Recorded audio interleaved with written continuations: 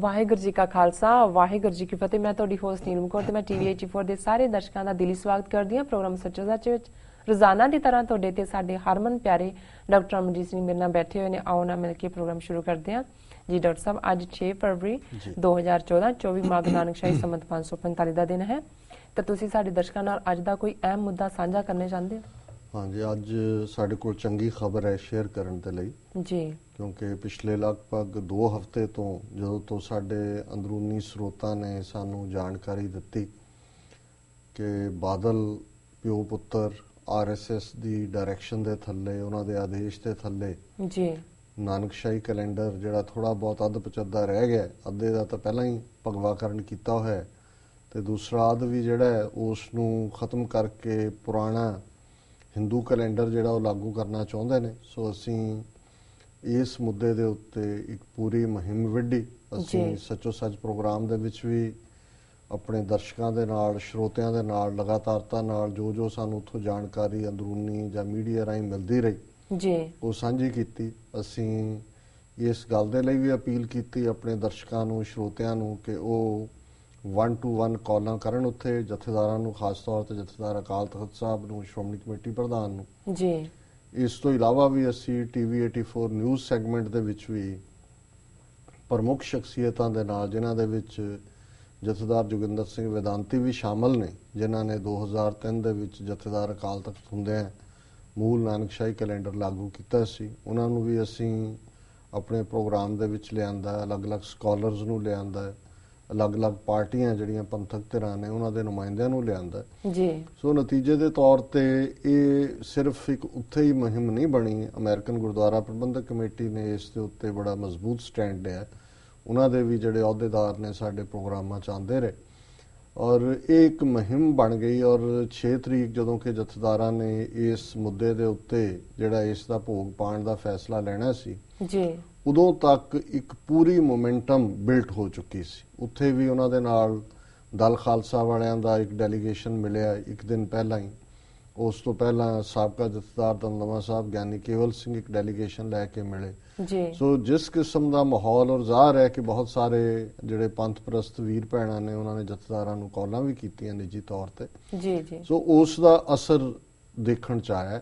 ਅਸਰ ਇਹ ਹੋਇਆ ਕਿ ਇਸ ਮੀਟਿੰਗ ਦੇ ਵਿੱਚ ਜਿਹੜੀ 6 ਫਰਵਰੀ ਦੀ ਸੀ, ਜਥੇਦਾਰਾਂ ਨੇ ਹਾਲ ਦੀ ਘੜੀ ਨਾਨਕਸ਼ਾਹੀ ਕੈਲੰਡਰ ਦਾ ਮੁੱਦਾ ਜਿਹੜਾ ਹੈ ਉਸ ਨੂੰ ਠੰਡੇ ਬਸਤੇ 'ਚ ਪਾ ਦਿੱਤਾ ਜੀ। ਔਰ ਉਹਨਾਂ ਨੇ ਮੀਡੀਆ ਨੂੰ, ਜਥੇਦਾਰ ਸਾਹਿਬ ਨੇ ਇਹੀ ਕਿਹਾ ਕਿ ਜੀ ਅਜੇ ਇਸ ਸੰਬੰਧੀ ਸਾਨੂੰ ਬਹੁਤ ਸਾਰੇ ਸੁਝਾਅ ਆ ਰਹੇ ਨੇ ਔਰ ਅਸੀਂ ਅੱਜ ਇਸ ਵਿਸ਼ੇ ਨੂੰ ਅੱਜ ਵਿਚਾਰਿਆ ਨਹੀਂ।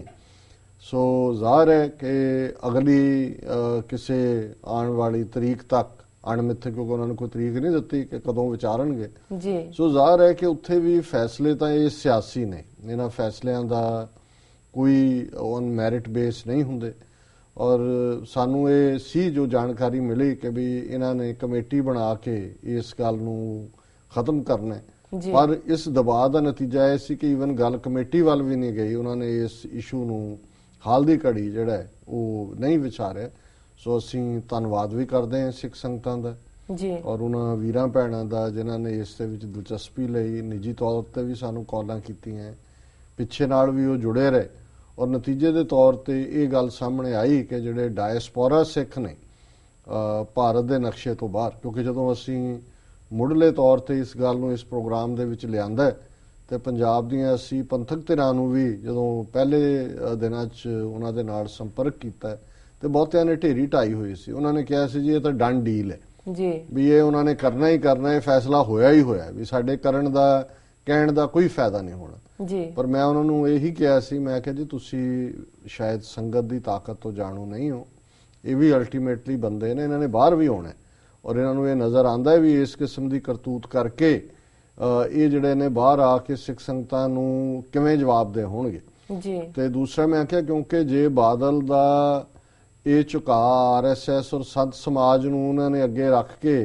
ਇਹ ਵਿੱਢਿਆ ਹੋਇਆ ਤੇ ਜੇ ਉਹਨਾਂ ਨੂੰ ਇਹ ਨਜ਼ਰ ਆਇਆ ਵੀ ਦੂਸਰੇ ਪਾਸੇ ਵੀ ਇੰਨਾ ਕੁ ਰੌਲਾ ਪਏਗਾ ਕਿ ਜਿੰਨੀ ਕੁ ਗੇਨ ਅਖੌਤੀ ਸੰਤ ਸਮਾਜ ਰਹੀ ਉਹਨਾਂ ਨੂੰ ਹੋ ਸਕਦੀ ਉਸ ਤੋਂ ਜ਼ਿਆਦਾ ਉਹਨਾਂ ਦਾ ਨੁਕਸਾਨ ਹੋ ਸਕਦਾ ਹੈ ਤੇ ਫਿਰ ਵੀ ਉਹ ਜਿਹੜਾ ਪੈਰ ਪਿੱਛੇ ਪੁੱਟ ਲੈਣਗੇ। ਸੋ ਮੈਂ ਸਮਝਦਾ ਵੀ ਇਹ ਗੁਰੂ ਦਾ ਹੀ ਸ਼ੁਕਰਾਨਾ ਕਰਨਾ ਬਣਦਾ ਕਿ ਇੱਕ ਬਿਲਕੁਲ ਲੋਸਟ ਕੇਸ, ਜਿਸ ਨੂੰ ਉੱਥੇ ਵੀ ਬਹੁਤਿਆਂ ਨੇ ਸਮਝਿਆ ਸੀ ਕਿ ਡਨ ਡੀਲ ਹੈ, ਇਹ ਡਾਇਸਪੋਰਾ ਸਿੱਖਾਂ ਦੀ ਤਾਕਤ ਦੇ ਨਾਲ, ਔਰ ਉੱਥੋਂ ਦੀਆਂ ਧਿਰਾਂ ਨੇ ਵੀ ਫਿਰ ਜਦੋਂ ਤੱਕ ਉਹਨਾਂ ਨੇ ਪੂਰੀ ਚਾਲ ਫੜੀ, ਇਸ ਦਾ ਇੱਕ ਪੂਰਾ ਤੂਫਾਨ ਬਣਿਆ, ਔਰ ਜਥੇਦਾਰ ਜਿਹੜੇ ਨੇ ਉਸ ਤੂਫਾਨ ਦੇ ਸਾਹਮਣੇ ਫਿਰ ਖਲੋ ਨਹੀਂ ਸਕੇ ਹੈ।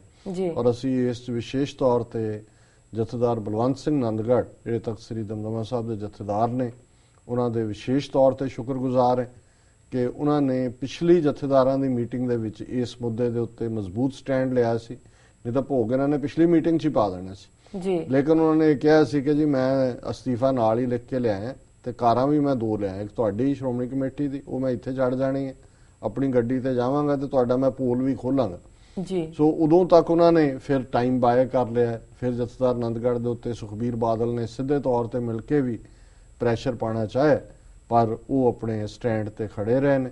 ਔਰ ਅਸੀਂ ਸਮਝਦੇ ਹਾਂ ਵੀ ਇਹ 6 ਫਰਵਰੀ ਦੀ ਮੀਟਿੰਗ ਸੰਗਤ ਦੀ ਤਾਕਤ ਦਾ ਔਰ ਬਾਹਰਲੇ ਪਰਦੇਸੀ ਸਿੱਖਾਂ ਦੀ ਤਾਕਤ ਦਾ ਵਿਸ਼ੇਸ਼ ਤੌਰ ਤੇ ਇਸ ਦਾ ਇਹ ਅਸਰ ਹੈ ਕਿ ਹਾਲ ਦੀ ਘੜੀ ਦਾ ਮਤਲਬ ਇਹ ਨਹੀਂ ਹੈ ਵੀ ਇਹ ਹਟ ਗਏ ਨੇ ਜਾਂ ਹਟ ਜਾਣਗੇ।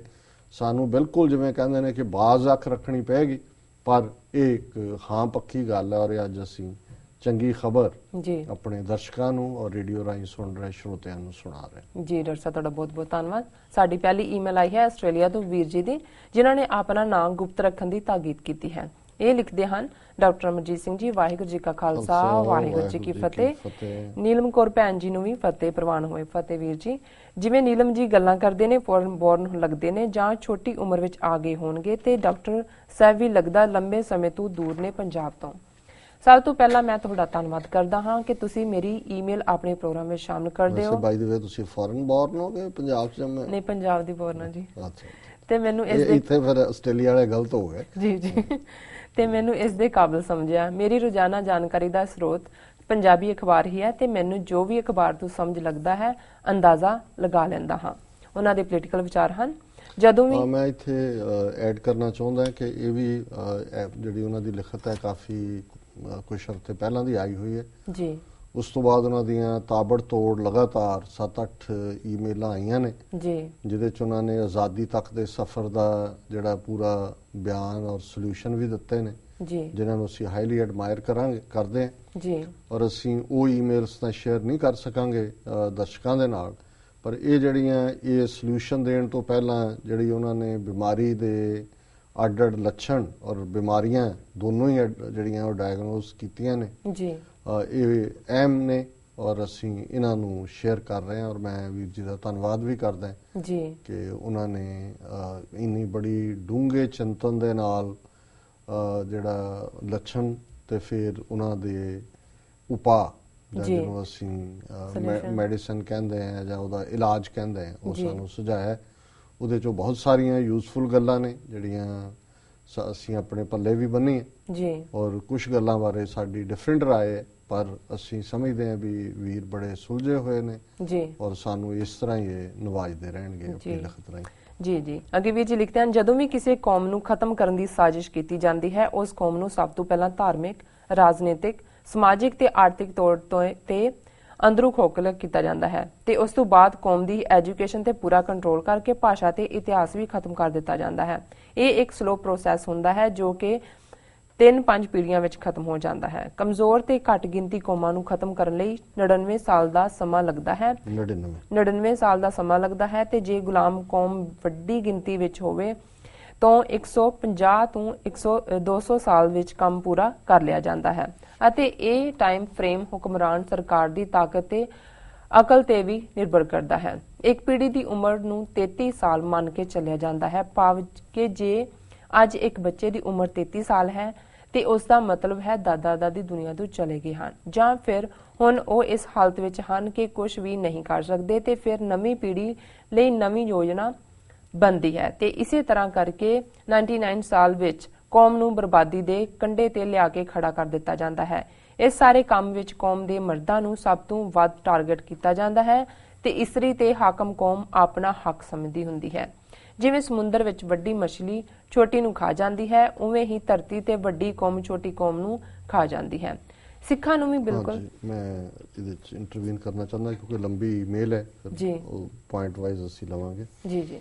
ਉਹਨਾਂ ਨੇ ਸਿਆਸੀ ਤੌਰ ਤੇ ਆਪਣਾ ਨਜ਼ਰੀਆ ਦਿੱਤਾ ਹੈ ਜੀ ਕਿ ਕਿਵੇਂ ਕੌਮਾਂ ਦੀ ਨਸਲਕੁਸ਼ੀ ਹੁੰਦੀ ਹੈ। ਜੀ ਉਹਦੇ 'ਚ ਉਹਨਾਂ ਨੇ ਕਿਹਾ ਵੀ ਜਿਹੜੀਆਂ ਵੱਡੀਆਂ ਕੌਮਾਂ, ਵੱਡਾ ਸੱਭਿਆਚਾਰ ਹੁੰਦਾ ਹੈ, ਉਹ ਸਿਸਟੇਮੈਟਿਕਲੀ ਵਿਉਂਤਬੱਧ ਤਰੀਕੇ ਦੇ ਨਾਲ ਭਾਸ਼ਾ ਨੂੰ, ਸੱਭਿਆਚਾਰ ਨੂੰ ਡਿਸਟਰੋਏ ਕਰਦਾ ਹੈ। ਜੀ ਔਰ ਉਹਨਾਂ ਨੇ ਇਹ ਕਿਹਾ ਕਿ ਵੀ ਜਿਹੜੀਆਂ ਛੋਟੀਆਂ ਕੌਮਾਂ ਨੇ ਇਹ ਵੱਧ ਤੋਂ ਵੱਧ 99 ਕੁ ਸਾਲ ਹੀ ਇਸ ਕਿਸਮ ਦੀ ਮਾਰ ਨੂੰ ਸਹਿ ਸਕਦੀਆਂ ਜੀ ਔਰ ਉਸ ਤੋਂ ਬਾਅਦ ਉਹ ਵੱਡੇ ਕਲਚਰ ਜਾਂ ਵੱਡੇ ਸੱਭਿਆਚਾਰ ਜਾਂ ਵੱਡੀ ਜਿਹੜੀ ਮੱਛੀ ਹੈ ਜਿਵੇਂ ਛੋਟੀ ਨੂੰ ਖਾਂਦੀ ਹੈ, ਜੀ ਇਸ ਤਰ੍ਹਾਂ ਉਹ ਵੱਡੀ ਮੱਛੀ ਦੇ ਢਿੱਡ 'ਚ ਪਹੁੰਚ ਜਾਂਦੀਆਂ। ਜੀ ਵੱਡੀਆਂ ਕੌਮਾਂ ਜਿਹੜੀਆਂ ਨੇ 200 ਸਾਲ ਦਾ ਸਮਾਂ ਹੁੰਦਾ। ਸੋ ਉਹਨਾਂ ਨੇ 99 ਸਾਲ ਦਾ ਵੀ ਜਿਹੜਾ ਕੀਤਾ ਹੈ ਉਹਨਾਂ ਨੇ। ਹਾਲਾਂਕਿ ਅਮਰੀਕਨ ਸਿਸਟਮ 'ਚ ਆਲਮੋਸਟ 20 ਤੋਂ 25 ਸਾਲ ਤੱਕ ਦੀ ਇੱਕ ਜਨਰੇਸ਼ਨ ਮੰਨੀ ਜਾਂਦੀ ਹੈ, ਪਰ ਚਲੋ ਇਹਨਾਂ ਨੇ ਜਦੋਂ 3 ਪੀੜ੍ਹੀਆਂ ਦੀ ਗੱਲ ਕੀਤੀ, ਉਹਨਾਂ ਨੇ ਕਿਹਾ ਜੇ 33 ਸਾਲ ਦੀ ਇੱਕ ਪੀੜ੍ਹੀ ਮੰਨੀ ਜਾਏ ਤੇ ਬਾਪ 66 ਸਾਲ ਦਾ ਹੋਏਗਾ, ਦਾਦਾ 99 ਸਾਲ ਦਾ ਹੋਏਗਾ। ਸੋ ਜ਼ਾਹਰ ਹੈ ਉਹਨਾਂ ਨੇ ਐਵਰੇਜ 100 ਈਅਰ ਏਜ ਮੰਨ ਕੇ ਤੁਰੇ ਨੇ। ਜੀ ਔਰ ਉਹਨਾਂ ਦਾ ਕਹਿਣਾ ਹੈ ਕਿ ਵੀ 3 ਪੀੜ੍ਹੀਆਂ 'ਚ ਜਿਹੜੇ ਮਰਦ ਨੇ ਉਹਨਾਂ ਨੂੰ ਜਿਹੜਾ ਕੋਈ ਵੀ ਸਿਸਟਮ ਹੈ ਉਹ ਟਾਰਗੇਟ ਕਰਦਾ ਹੈ ਤੇ ਔਰਤਾਂ ਨੂੰ ਤਾਂ ਉਹ ਸਮਝਦੇ ਨੇ ਕਿ ਜੀ ਇਹ ਤਾਂ ਸਾਡੀਆਂ ਹੀ ਨੇ ਜੀ ਔਰ ਇਹਨੂੰ ਜਿਹੜਾ ਅਲਟੀਮੇਟਲੀ ਇਹਨਾਂ ਨੇ ਸਾਡੇ 'ਚ ਹੀ ਮਰਜ ਹੋਣਾ। ਜੀ ਔਰ ਵੈਸੇ ਇਹ ਗੱਲ ਜਦੋਂ ਉਹਨਾਂ ਨੇ 3 ਪੀੜ੍ਹੀਆਂ ਦੀ ਕੀਤੀ ਤੇ ਮੈਨੂੰ ਯਾਦ ਹੈ ਕਿ ਮੇਰੇ ਇੱਕ ਬੜੇ ਨਜ਼ਦੀਕੀ ਪਿਆਰੇ ਦੋਸਤ ਜਿਹੜੇ ਮੋਹਾਲੀ 'ਚ ਰਹਿੰਦੇ ਨੇ, ਉਹ ਇੱਕ ਵਾਰ ਇੱਥੇ 2-3 ਸਾਲ ਪਹਿਲਾਂ ਵਿਜ਼ਿਟ ਕਰ ਰਹੇ ਸੀ, ਅਮਰੀਕਾ ਮਿਲਣ ਆਏ ਜੀ ਤੇ ਉਹਨਾਂ ਨੂੰ ਮੈਂ ਪੁੱਛਿਆ, ਮੈਂ ਕਿਹਾ ਜੀ ਸੁਣਾਓ ਕੀ ਹਾਲ ਹੈ ਪੰਜਾਬ ਦਾ। ਜੀ ਜੀ ਤਾਂ ਉਹਨਾਂ ਨੇ ਕਿਹਾ ਜੀ ਲੰਬੀ ਚੌੜੀ ਗੱਲ ਤਾਂ ਮੈਂ ਕੀ ਤੁਹਾਨੂੰ ਦੱਸ ਸਕਦਾ, ਪਰ ਇਹ ਹੈ ਕਿ ਮੰਨ ਲਓ ਕਹਿੰਦੇ ਵੀ ਹੁਣ 3 ਜੀ ਤੁਰੇ ਆਉਂਦੇ ਨੇ, ਇੱਕ ਦਾਦਾ ਹੈ ਜੀ ਇੱਕ ਉਹਦਾ ਪੁੱਤਰ ਹੈ, ਇੱਕ ਉਹਦਾ ਪੁੱਤ ਹੈ। ਜੀ ਕਹਿੰਦਾ ਵੀ ਉਹ ਤੁਸੀਂ 3 ਇਮੇਜਿਨ ਕਰ ਲਓ ਆਪਣੀਆਂ ਅੱਖਾਂ ਸਾਹਮਣੇ। ਦਾਦਾ ਜਿਹੜਾ ਹੈ ਉਸ ਦੀ ਦਾੜੀ ਚਿੱਟੀ ਹੈ ਪੂਰੀ, ਉਹਨੇ ਪੱਗ ਵੀ ਬੰਨੀ ਹੈ, ਹੋ ਸਕਦਾ ਉੱਤੋਂ ਦੀ ਕਿਰਪਾਨ ਵੀ ਪਾਈ ਹੋਏ। ਜੀ ਉਹਨਾਂ ਨੇ ਕਿਹਾ ਉਹਦਾ ਪੁੱਤਰ ਹੈ ਉਸ ਦੇ ਪੱਗ ਜ਼ਰੂਰ ਬੰਨੀ ਹੋਈ ਹੈ ਪਰ ਉਹਦੀ ਦਾੜੀ ਕੱਟੀ ਹੋਈ ਹੈ। ਜੀ ਤੇ ਜਿਹੜਾ ਪੋਤਾ ਹੈ ਉਹ 18 ਸਾਲਾਂ ਦਾ ਹੈ, ਉਹ ਸਫਾ ਚੱਟ ਹੈ। ਜੀ ਸੋ ਕਹਿੰਦਾ ਜੀ ਇਹ ਪੰਜਾਬ ਦਾ ਹਾਲ ਹੈ ਕਿ ਵੀ ਇਹ ਕਿਵੇਂ 3 ਪੀੜ੍ਹੀਆਂ ਜਿਹੜੀਆਂ ਨੇ ਉਹ ਇੱਥੋਂ ਤੱਕ ਪਹੁੰਚੀਆਂ। ਸੋ ਜਦੋਂ ਇਹਨਾਂ ਨੇ 33 ਸਾਲ ਤੇ 3 ਪੀੜ੍ਹੀਆਂ ਦੀ ਗੱਲ ਕੀਤੀ ਤੇ ਇਹਨਾਂ ਨੇ ਡਿਸਟਰੋਏ ਕਰਨ ਲਈ ਵੀ 99 ਸਾਲ ਕਿਹਾ ਸੀ। ਮੈਂ ਤਾਂ 66 ਸਾਲ 'ਚ ਦੇਖਦਾ ਕਿ ਜੇ ਇੱਕ ਕਿਰਪਾਨ 5 ਕਕਾਰੀ ਰੂਪ ਵਾਲੇ ਬਾਬੇ ਦਾ ਪੁੱਤ ਹੈ, ਪਹਿਲੀ ਜਨਰੇਸ਼ਨ ਤੱਕ ਗਿਰਾਵਟ ਆਈ ਕਿ ਰੋਮਾਂ ਦੀ ਬੇਅਦਬੀ, ਦਾੜੀ ਕੱਟਣ ਦਾ ਰੁਝਾਨ ਜਿਹੜਾ ਅਕਸਰ 60ਵਿਆਂ 70ਵਿਆਂ ਦੇ ਵਿੱਚ ਸ਼ੁਰੂ ਹੋ ਗਿਆ ਸੀ, ਇਹ 47 ਤੋਂ ਪਹਿਲਾਂ ਦਾ ਰੁਝਾਨ ਨਹੀਂ ਜੀ 47 ਤੋਂ ਪਹਿਲਾਂ ਸਿੱਖ ਔਰ ਅੱਜ ਵੀ ਜਦੋਂ ਅਸੀਂ ਪਾਕਿਸਤਾਨੀ ਹਵਾਲੇ ਨਾਲ ਗੱਲ ਕਰਦੇ ਹਾਂ ਤੇ ਪਾਕਿਸਤਾਨ ਦੀ ਜਿਹੜੀ ਬਜ਼ੁਰਗ ਜਨਰੇਸ਼ਨ ਹੈ ਜਿਨ੍ਹਾਂ ਨੇ ਉਹਨਾਂ ਦੇ ਲਈ ਸਿੱਖ ਜਿਹੜਾ ਉਹ ਦਸਤਾਰ ਵਾਲਾ, ਕੇਸਾਂ ਵਾਲਾ ਹੀ ਹੈ। ਉਹਨਾਂ ਨੂੰ ਇਹ ਯਕੀਨ ਨਹੀਂ ਹੁੰਦਾ ਵੀ ਸਿੱਖ ਵੀ ਕਦੇ ਵਾਲ ਕੱਟਦਾ। ਉਹਨਾਂ ਨੂੰ ਤਾਂ ਇਹ ਵੀ ਇਹ ਤਾਂ ਖੋਪਰੀਆਂ ਲਾਉਣ ਵਾਲੇ ਨੇ ਕੇਸਾਂ ਦੇ ਲਈ ਜੀ।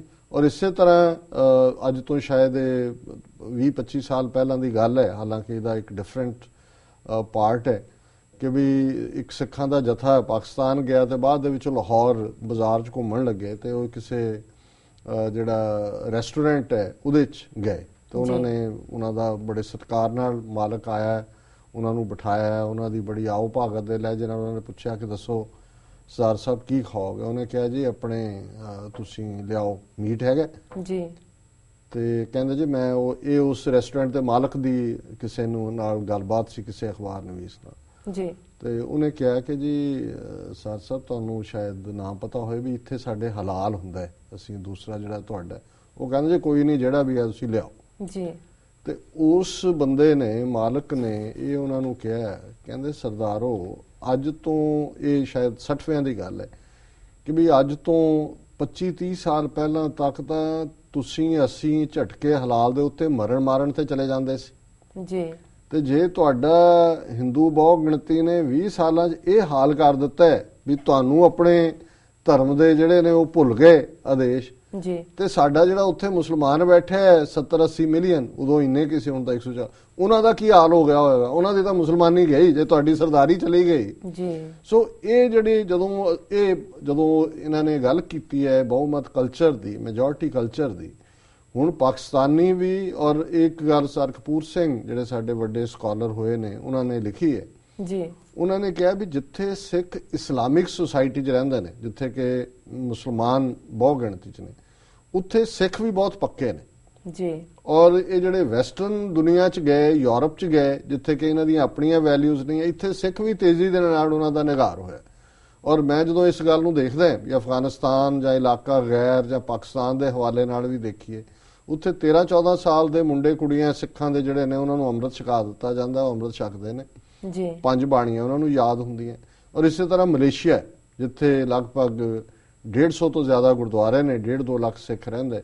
ਔਰ ਮੈਂ ਇੱਥੇ ਜਦੋਂ ਵੀ ਕਿਸੇ ਮਲੇਸ਼ੀਅਨ ਸਿੱਖ ਆਏ ਨੇ, ਉਹਨਾਂ ਦਾ ਸਿੱਖ ਖਾਲਸਾ ਬੈਂਡ ਵੀ ਹੈ, ਉਹਨਾਂ ਦੇ ਜਿੰਨੇ ਥਾਟ ਜਾਂ ਉਹਨਾਂ ਦੀ ਸੋਚ ਜਿੰਨੀ ਪੰਥ ਪ੍ਰਤੀ ਸਪਸ਼ਟ ਹੈ, ਜਿਸ ਤਰੀਕੇ ਦੇ ਨਾਲ ਉਹ ਗੁਰਮਤ ਸਿਧਾਂਤ ਨੂੰ ਸਮਝਦੇ ਨੇ, ਔਰ ਜਦੋਂ ਵੀ ਕੋਈ ਡਿਬੇਟ ਹੁੰਦੀ ਹੈ ਉਹ ਸਭ ਤੋਂ ਅੱਗੇ ਹੁੰਦੇ ਨੇ ਤੱਤ ਗੁਰਮਤ ਦੇ ਮਾਮਲੇ 'ਚ। ਸੋ ਮੈਂ ਇਹ ਸਮਝਦਾ ਵੀ ਇਹ ਵੀ ਇੱਕ ਜਿਹੜਾ ਭੁਲੇਖਾ ਹੈ, ਜਾਂ 47 ਦੇ ਵਿੱਚ ਵੀ ਇੱਕ ਜਿਹੜਾ ਸੀ ਜੀ ਮੁਸਲਮਾਨ ਮੈਜੋਰਿਟੀ ਦੇ ਥੱਲੇ ਅਸੀਂ ਕੀ ਹੋਏਗਾ, ਕਿਵੇਂ ਬਣੇਗਾ, ਕੀ ਹੈ।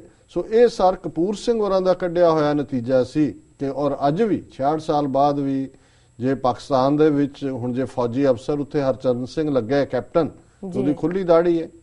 ਔਰ ਉੱਥੇ ਹੁਣ ਤੁਸੀਂ ਦੱਸੋ ਵੀ ਹਿੰਦੁਸਤਾਨ ਦਾ ਕਿਹੜਾ ਪੁਲਿਸ ਜਾਂ ਥਾਣੇਦਾਰ ਜਾਂ ਫੌਜੀ ਜਾਂ ਬ੍ਰਿਗੇਡੀਅਰ ਜਾਂ ਕਰਨਲ ਖੁੱਲੀ ਦਾੜੀ ਦੇ ਨਾਲ ਹਿੰਦੁਸਤਾਨ ਦੀ ਆਰਮੀ ਸਰਵ ਕਰ ਸਕਦਾ ਜੀ। ਸੋ ਜਿਹੜੇ ਤੁਹਾਨੂੰ ਮਿਲਣਗੇ ਵੀ ਪਾਕਿਸਤਾਨ ਅਫਗਾਨਿਸਤਾਨ ਜੋ ਪੂਰਨ ਸਿੱਖ ਮਿਲਣਗੇ। ਸੋ ਇਹ ਗੱਲ, ਕਿਉਂਕਿ ਜਿੱਥੇ ਇੱਕ ਧਰਮ ਨੂੰ ਮੰਨਣ ਵਾਲੇ ਨੇ, ਉਹਨਾਂ ਦੀ ਐਕਸਪੈਕਟੇਸ਼ਨ ਦੂਸਰੇ ਤੋਂ ਵੀ ਹੁੰਦੀ ਹੈ ਕਿ ਉਹ ਆਪਣੇ ਧਰਮ ਦੇ ਵਿੱਚ ਪੱਕਾ ਹੋਏ। ਪਰ ਹਿੰਦੂ ਬਹੁ ਗਿਣਤੀ ਤਾਂ ਉਹਨਾਂ ਨੇ ਸੈਕੂਲਰ ਦੇ ਨਾਂ ਥੱਲੇ ਪਹਿਲਾਂ ਫੌਜਾਂ ਤੋੜੀਆਂ ਸਿੱਖਾਂ ਦੀਆਂ। ਉਹਨਾਂ ਨੇ ਸਿੱਖ ਨੂੰ ਜਿਹਦੇ ਸਬੂਤੀ ਦਾੜੀ ਹੈ ਜਾਂ ਪੱਗ ਹੈ ਸਿਰ ਤੇ, ਉਹਨੂੰ ਤਾਂ ਗਿਆਨੀ ਕਹਿ ਕੇ ਉਹਦਾ ਜੀਣਾ ਹਰਾਮ ਕਰ ਦਿੰਦੇ ਨੇ। ਔਰ ਉਹਨਾਂ ਦੇ ਲਈ ਜਿਹੜਾ ਸਿੱਖ ਜਿਹਨੇ ਸਿਰ ਮੁੰਨਿਆ ਹੋਇਆ ਹੈ, ਜਿਹੜਾ ਉਹਨਾਂ ਦੇ ਵਿੱਚ ਬੈਠ ਕੇ ਮਾਤਾ ਦੀਆਂ ਭੇਟਾਂ ਵੀ ਗਾ ਲੈ, ਮੰਦਿਰ 'ਚ ਜਾ ਕੇ ਨੱਕ ਵੀ ਰਗੜ ਕੇ ਟਿੱਕਾ ਵੀ ਲਵਾ ਲੈ, ਉਹ ਉਹਨਾਂ ਦੇ ਲਈ ਸੈਕੂਲਰ ਸਿੱਖ ਹੈ।